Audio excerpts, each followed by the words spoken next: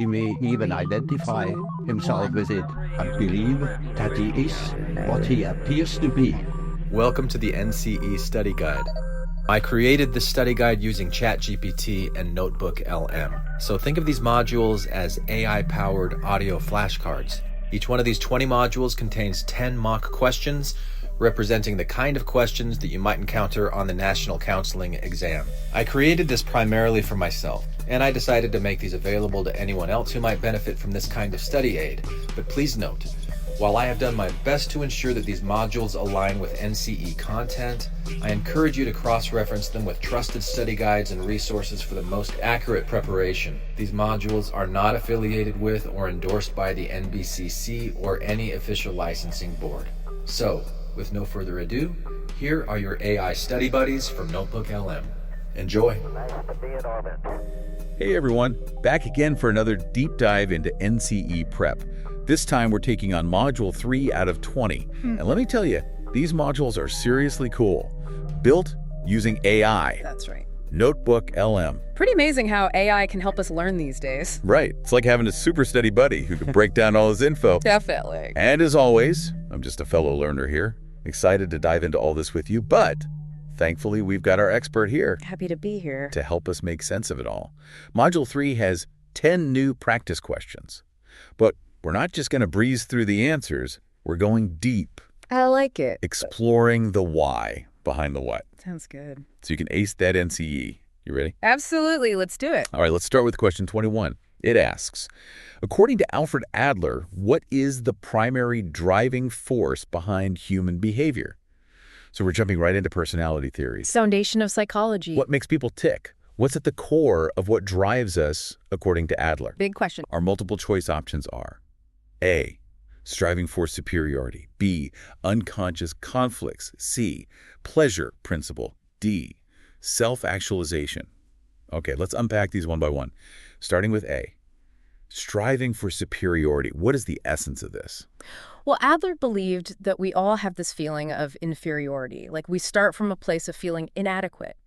And it's this desire to overcome that feeling, to feel competent, to feel like we've mastered something that drives us. So it's not about being better than others? Not necessarily. It's about being better than you were yesterday, Yeah, reaching your full potential. exactly. Like a kid who struggles with reading, they might work extra hard to get better because they want to feel competent. Makes sense. Or someone who's passed over for a promotion, they might work harder in another area to prove themselves. To overcome that limitation. Interesting. Okay, what about option B, unconscious conflicts? This sounds like Freud. Yes, getting to psychoanalytic theory. Mhm. Freud believed that we are driven by things we're not even aware of, Unconscious desires and unresolved conflicts from childhood. like those early experiences that shape us. Right. How did that contrast with Adler? Well, Adler acknowledged the past, but he focused more on the conscious, our goals, our aspirations. It's less about digging into the unconscious and more about understanding how we overcome weakness to move toward a sense of completion. Okay, so two different lenses for understanding behavior. Definitely. On to option C, pleasure principle. Another Freudian concept. Right. We're driven to seek pleasure and avoid pain, especially when we're young. But Adler saw this as only one part of the picture. Not the primary driver. It makes sense. Like we all enjoy feeling good, but there's more to life than just pleasure. What about option D? Self-actualization. Ah, this is Maslow. Maslow's hierarchy of needs. Self-actualization is the peak of human potential. Becoming our best selves. Adler definitely valued growth and reaching our potential, but he put more emphasis on striving to overcome limitations as the core motivator, rather than self-actualization. That makes sense. Interesting distinction. So we've explored all four options. Let's revisit the question. According to Alfred Adler, what is the primary driving force behind human behavior? What's the answer? The answer is A, striving for superiority. Remember, it's about moving from a perceived minus to a plus, overcoming those feelings of inferiority, and reaching our full potential. That's Adler in a nutshell. Yeah. Okay, on to question 22. This one asks, which of the following is a key component of the trans-theoretical model of change? This model is all about change, Right. but not just deciding to change. It's about the steps to actually making the change. And it recognizes that it's not a linear process It's more of a spiral. with ups and downs and steps forward and back. Exactly. The options are A, motivation. B, defense mechanisms. C, stages of change. D, crisis resolution. So let's start with A, motivation. That seems like a pretty obvious factor in making changes. Of course, motivation is key, but the trans-theoretical model goes beyond just motivation. It looks at the stages of readiness for change. Okay, so it's not just about wanting to change. It's about understanding where someone is in that process. Exactly. What about defense mechanisms? Those are important, but they're not the key feature of the trans-theoretical model, which is really focused on the process of behavior change. Okay, so defense mechanisms are more about protecting ourselves, Right? not about intentionally making changes. What about C, stages of change? Now this sounds familiar. This seems to fit with what we were just talking about. Yes, the stages are at the heart of the model. So can you walk us through these stages? Yeah. I'm curious to see how it breaks down. Well, it starts with pre-contemplation, where someone isn't even thinking about changing. Then comes contemplation, where they start thinking about it. Then preparation, getting ready for action. Then action, actually making the change. And finally, maintenance, keeping up the change over time. So like if someone wants to quit smoking, Yeah. pre-contemplation is when they don't even think it's a problem. Yeah. Contemplation is when they start weighing the pros and cons. Right. Preparation might be setting a quit date, buying nicotine gum. Action is actually quitting, and maintenance is staying smoke-free. Exactly. And it recognizes that people can cycle through these stages, sometimes said. taking steps back before moving forward. It's not always a straight line. It's a very compassionate way to view change. I agree. All right, last option to consider. D, crisis resolution. Crisis resolution is important, but it's not a core component of this model, which is about intentional change. Not about dealing with a crisis in the moment. Right. Okay, so we've looked at all four options. Back to the question, which of the following is a key component of the trans-theoretical model of change? What do you think? The answer is C, stages of change. It's a framework for understanding the process of change, moving beyond just motivation to look at readiness and action. That's a helpful model. All right, question 23. This one's deep. In existential therapy, what is the term for the sense of meaninglessness that individuals may experience? Getting into existentialism here.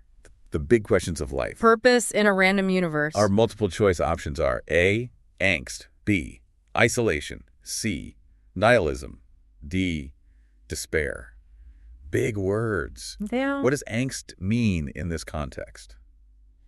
It's not just everyday anxiety. It's deeper than that. It's an unease that comes from confronting the meaninglessness of existence, that feeling of freedom and responsibility, recognizing that we create our own meaning. So it's not just feeling lost, Yeah, but feeling the weight of choice. exactly. Creating our own values when the universe doesn't give us the script. That's it. Heavy stuff. It is. Okay, what about option B, isolation?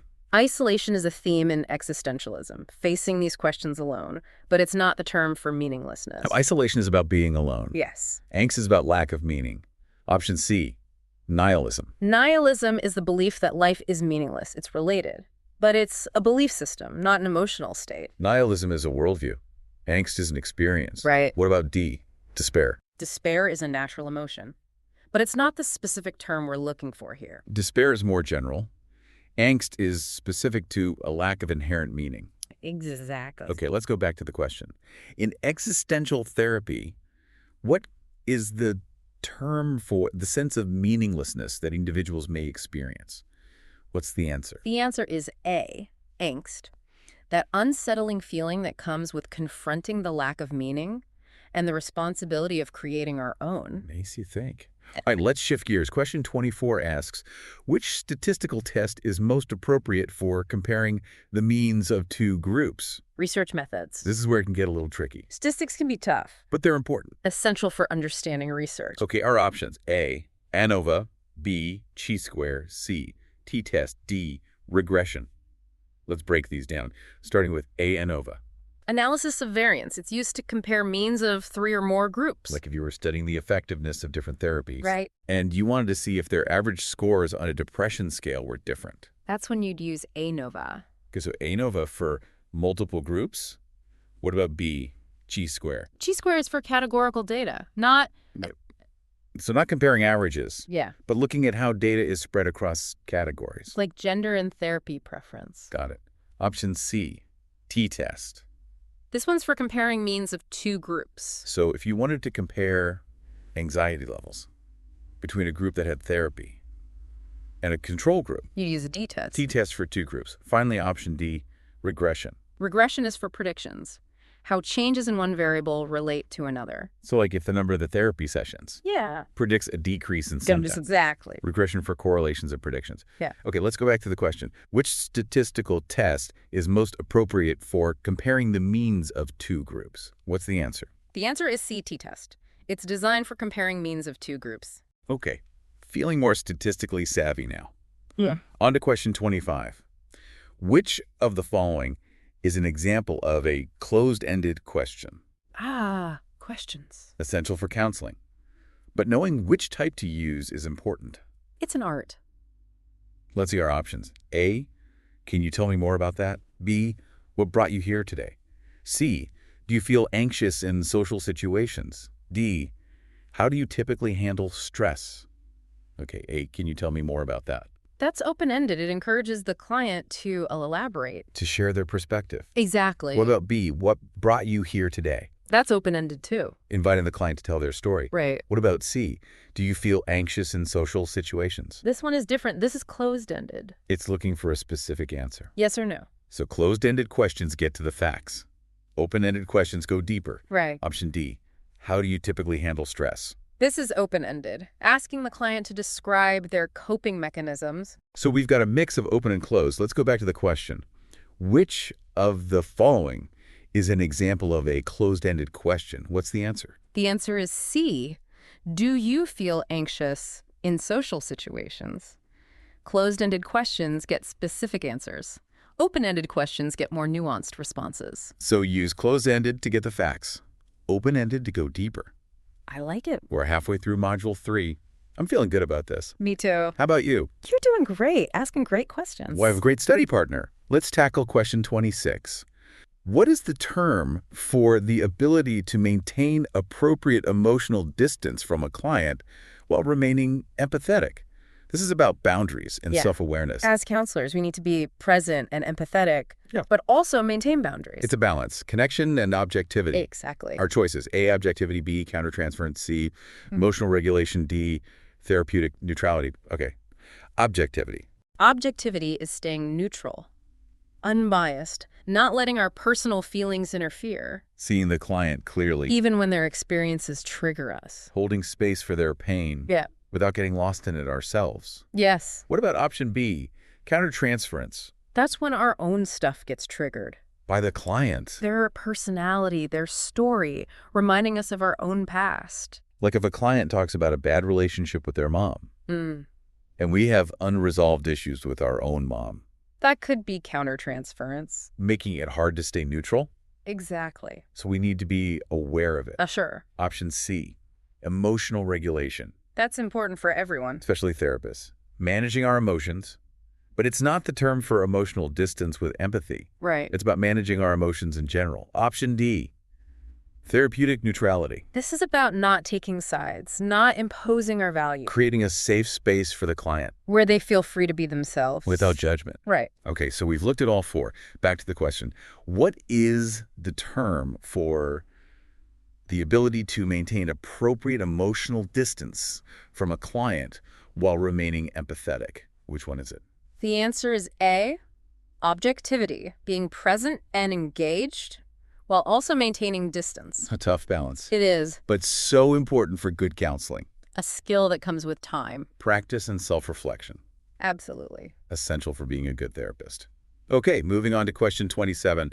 It asks, which career development theory highlights the role of genetics, environment, and learning experiences in career choices? This is about nature versus nurture, Right. How much is our path set by our genes? and how much are shaped by our experiences. That's the question. The options are A, Super's developmental theory, Crumboltz's social learning theory, C, Holland's theory of vocational choice, and D, Rowe's personality theory. So many theories. I know. Let's start with A, Super's developmental theory. What's that about? This theory focuses on how our career identities develop. Over our whole lives. Yes, it's a holistic view, with different stages. From exploring options when we're young to settling into a career and eventually retiring. It's a journey. So it's more about the process of career development than the specific things that influence our choices. That's a good way to put it. Okay, what about B. Crumboltz's social learning theory? This one might be what you're looking for. It definitely considers nature and nurture. It says that genetics, environment, and learning experiences all play a role. So our genes matter, but so do our opportunities and the people who inspire us. All of it comes together. Can you give us an example of how this works? Sure, imagine someone who's naturally good at music, and they grow up in a musical family, they take music classes. They're surrounded by it. That might lead them to a music career. Right, or someone who's good at problem solving. And they have role models in STEM fields, and they do science fairs. So those experiences nurture their interests. Exactly. It's not all about our genes. It's a combination of factors. Okay, what about option C, Holland's theory of vocational choice? This one's about personality, finding the right fit between you and your work. He had 6 personality types. Realistic, investigative, artistic, social, enterprising, and conventional. And he said we're happiest when our work matches our personality. And the environment matches too. So an extroverted person might like sales. An introspective person might like research. It's about matching your nature to your work. Makes sense. Okay, last one. D. Rose personality theory. This theory focuses on childhood experiences, how our relationships with our parents shape our needs and motivations, which then influence our careers. So our early experiences can have a lasting impact. They can. Okay, we've looked at all 4 theories. Back to the question, which career development theory highlights the role of genetics, environment, and learning experiences in career choices? Which one is it? The answer is B. Crumboltz's social learning theory. It considers genetics, environment, and learning experiences. It's about the whole person, not just their skills. That's a good takeaway. Okay, on to question 28. It asks, which of the following is an example of a secondary group in counseling? This is about group types. Right, we've talked about groups before, but I always get the different types mixed up. It's important to understand the difference. Primary and secondary groups have different purposes. One might be for long-term support, the other for a specific issue. Exactly. Let's see the options. A self-help group for recovering addicts. B, a crisis intervention group for recent trauma survivors. C, a social club for individuals with shared hobbies. D, a task force working on organizational goals. Okay. A self-help group for recovering addicts. Self-help groups are valuable for support and community, but they're usually considered primary groups. So they're not about resolving one specific problem. They're about ongoing support. And connection. What about B, a crisis intervention group for recent trauma survivors? This sounds like a secondary group. It's for immediate support after a specific event. Like a trauma. Yes. So it's about helping people cope in a short time frame. Exactly. Option C, a social club for individuals with shared hobbies. Social clubs can be helpful, but they're not usually therapeutic groups. They're more for fun, And socializing. not addressing specific issues. Right. Last one, D, task force working on organizational goals. This is not a therapeutic group either. It's about getting a job done. Not about personal growth. Exactly. Okay, back to the question. Which of the following is an example of a secondary group in counseling? What's the answer? The answer is B, a crisis intervention group for recent trauma survivors. Secondary groups are for specific situations. Okay, got it. Question 29. What is the primary purpose of conducting a needs assessment in counseling program development? Needs assessments are important. They're like the foundation. Before you build a house, You need to know what you're building. and who it's for. The options are A, evaluate program effectiveness. B, identify resources for program funding. C, determine the specific needs of a population. D, develop goals and objectives. Okay, A, evaluate program effectiveness. Evaluation is important, but it comes after the program. Needs assessment comes first. So evaluation is measuring results. Needs assessment is gathering information. To shape the program. Option B, identify resources for program funding. Funding is important, but that's not the purpose of a needs assessment. Needs assessment is about the problem, not the money. Right. What about C, determine the specific needs of a population? This sounds right. It's about understanding the target population, their Their challenges. concerns, their priorities. Like if you were creating a program for high school students, You'd need to know about their mental health needs, what services are already available. What the barriers are. So the program is tailored to their needs. Exactly. Option D, develop goals and objectives. Goals and objectives are important, but they're based on the needs assessment. The needs assessment informs the goals. Yes. Okay, back to the question. What is the primary purpose of conducting a needs assessment in counseling program development? What's the answer? The answer is C. Determine the specific needs of a population. It's about gathering information to make sure the program is relevant and effective. Needs assessments are essential. I agree. All right, last question from Module 3. Which type of validity measures the extent to which a test appears to assess what it claims to assess? Validity is so important. We need to know if our tests are actually working. The options. A, construct validity. B, content validity. C, face validity. D, criterion validity. Okay, lots of validities. What's construct validity? That's the most important one. It's about whether the test measures the underlying concept. So like an intelligence test should actually measure intelligence. Not just vocabulary. Or math skills. It needs to capture the whole concept. So the test items should reflect the theory. Exactly. What about content validity? Content validity is about coverage.